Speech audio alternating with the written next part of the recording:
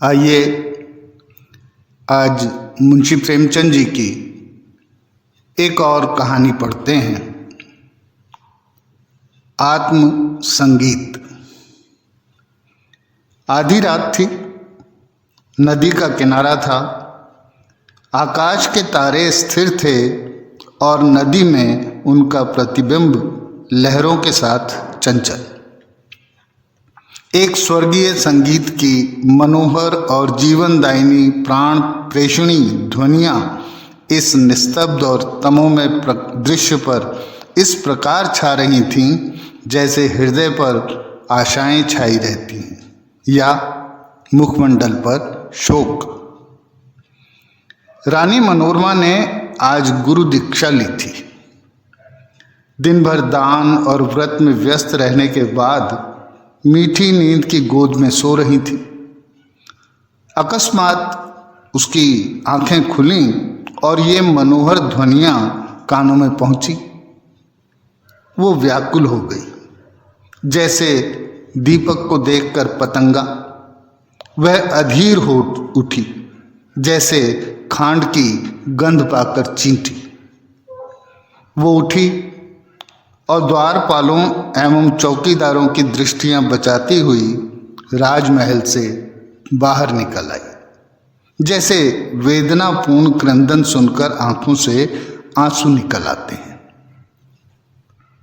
सरिता तट पर कंटीली झाड़ियां थीं, ऊंचे कगार थे, भयानक जंतु थे और उनकी डरावनी आवाजें। शव थे और उनसे भी अधिक भयंकर उनकी कल्पना। मनोरमा कोमलता और सुकुमारता की मूर्ति थी, परंतु उस मधुर संगीत का आकर्षण उसे तन्मयता की अवस्था में खींचे लिए जाता था। उसे आपदाओं का ध्यान न था। वो घंटों चलती रही, यहाँ तक कि मार्ग में नदी ने उसका गतिरोध किया। मनोरमा ने विवश होकर इधर उधर दृष्टि दौड़ाई। किनारे पर एक नौका दिखाई दी। निकट जाकर बोली, माँ जी, मैं उस पार जाऊंगी। इस मनोहर राग ने मुझे व्याकुल कर दिया है। माँ जी बोला, रात को नाव नहीं खोल सकता। हवा तेज है और लहरें डरावनी, जान जोखिम है। मनोरमा बोली, मैं रानी मनोरमा हूँ, नाव खोल दे, मुंह मांगी मजूरी दूंगी। मां जी ने कहा, तब तो नाव किसी तरह नहीं खोल सकता। रानियों का इस नदी में निवाह नहीं। मनोरमा ने कहा, चौधरी, मैं तेरे पांव पड़ती हूँ, शीघ्र नाव खोल देना। मेरे प्राण उस ओर खींचे चले जाते हैं। मां जी बोला, क्या इनाम मिलेगा? मनोरमा ने कहा, जो तू मांगे। मां जी, आप ही कह दें, मैं गंवार क्या जानूं कि रानियों से क्या चीज मांगनी चाहिए। कहीं कोई ऐसी चीज न मांग बैठूं जो आपकी प्रतिष्ठा के विरुद्ध हो।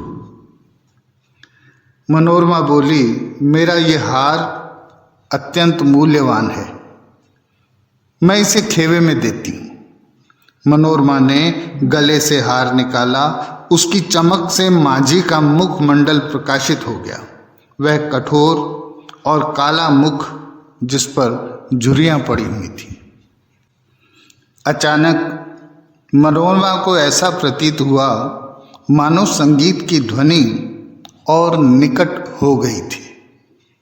कदाचित कोई पूर्ण ज्ञानी पुरुष आत्मानंद के आवेश में उस सरिता तट पर बैठा हुआ उस निस्तब्ध निशा को संगीत पूर्ण कर रहा है। रानी का हृदय उछलने लगा। आह, कितना मनोमुग्धर राग था। उसने अधीर होकर कहा, मां जी, अब देर न कर, नाव खोल दे। मैं एक क्षण भी धीरज नहीं रख सकती। मांझी बोला, इस हार को लेकर मैं क्या करूंगा? मनोरमा बोली, सच्चे मोती हैं। मांझी ने कहा, ये और भी विपत्ति है। मांझिन गले में पहनकर पड़ोसियों को दिखाएगी, वह सब दाह से जलेंगी, उसे गालियां देंगी। कोई चोर देखेगा तो उसकी छाती पर सांप लौटने लगेगा। मेरी सुनसान झोपड़ी पर दिन दहाड़े डाका पड़ जाएगा। लोग चोरी का अपराध लगाएंगे। नहीं, मुझे यह हार नहीं चाहिए। मनोरमा ने कहा, तो तू कुछ और मांग, वही दूंगी, लेकिन देर न कर। मुझे अब धैर्य नहीं है, प्रतीक्षा करने की तनिक भी शक्ति नहीं है। इस राग की एक एक तान मेरी आत्मा को तड़पा देती है। मांझी बोला, इससे भी अच्छी कोई चीज दीजिए ना। मनोरमा बोली, अरे निर्दयी, तू मुझे बातों में लगाए रखना चाहता है। मैं जो देती हूं वो लेता नहीं, स्वयं कुछ मांगता नहीं। तुझे क्या मालूम मेरे हृदय की इस समय क्या दशा हो रही है। मैं इस आत्मिक पदार्थ पर अपना सर्वस्व न्यौछावर कर सकती हूं। मांझी ने हंसकर कहा, और क्या दीजिएगा? मनोरमा बोली, मेरे पास इससे बहुमूल्य और कोई वस्तु नहीं है, लेकिन तू अभी नाव खोल दे तो प्रतिज्ञा करती हूं कि तुझे अपना महल दे दूंगी।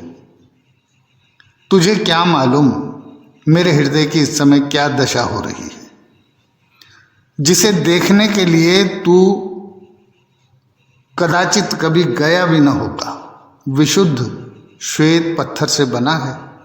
भारत में इसकी तुलना नहीं। हंसकर बोला, उस महल में रहकर मुझे क्या आनंद मिलेगा? उल्टे मेरे भाई बंधु शत्रु हो जाएंगे। इस नौका पर अंधेरी रात में भी मुझे भय न लगता।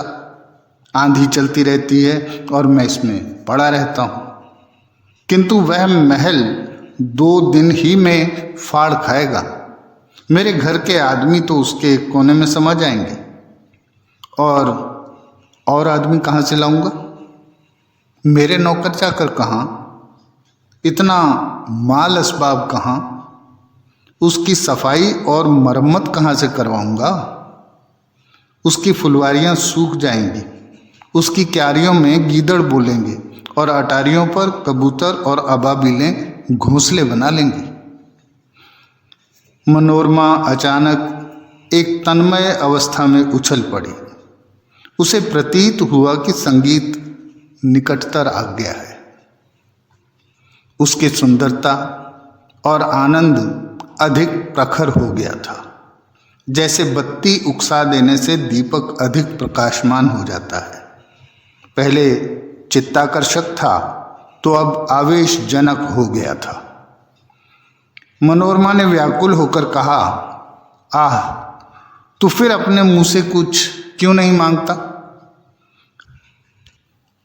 आह, कितना विरागजनक राग है, कितना विहल करने वाला। मैं अब तनिक धीरज नहीं रख सकती। पानी उतार में जाने के लिए जितना व्याकुल होता है, श्वास हवा के लिए जितनी विकल होती है, गंध उड़ जाने के लिए जितनी उतावली होती है, मैं उस स्वर्गीय संगीत के लिए उतनी ही व्याकुल हूँ। उस संगीत में कोयल की सी मस्ती है, पपीहे की सी वेदना है, श्यामा की सी विहलता है। इसमें झरनों का सा जोर है, आंधी का सा बल।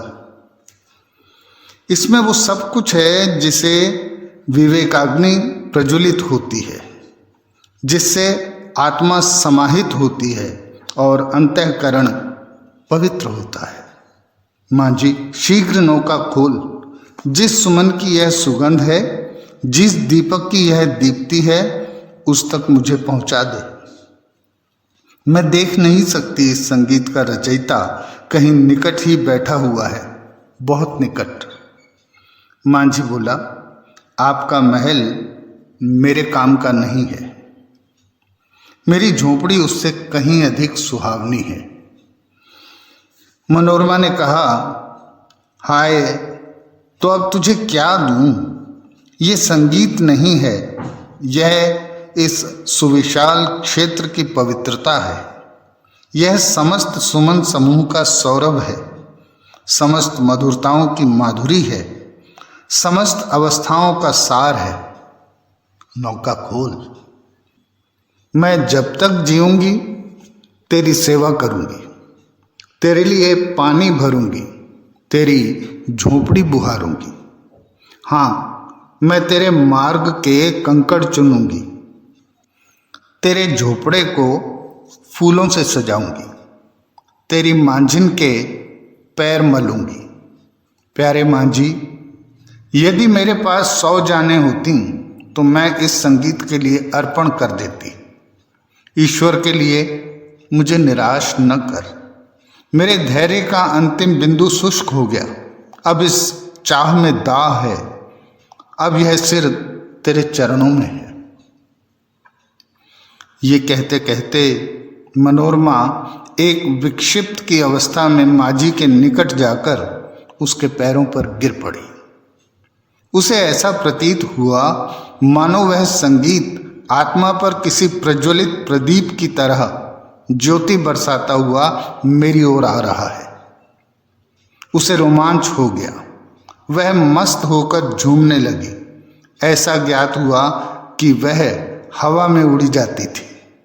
उसे अपने पार्श्व देश में तारे झिलमिलाते हुए दिखाई देते थे।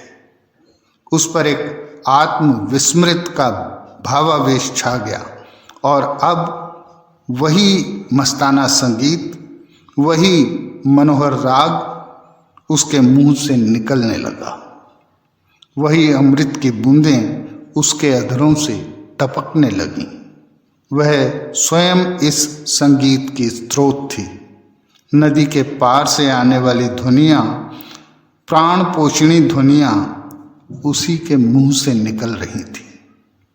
मनोरमा का मुखमंडल चंद्रमा की तरह प्रकाशमान हो गया था और आँखों से प्रेम की किरणें निकल रही थी।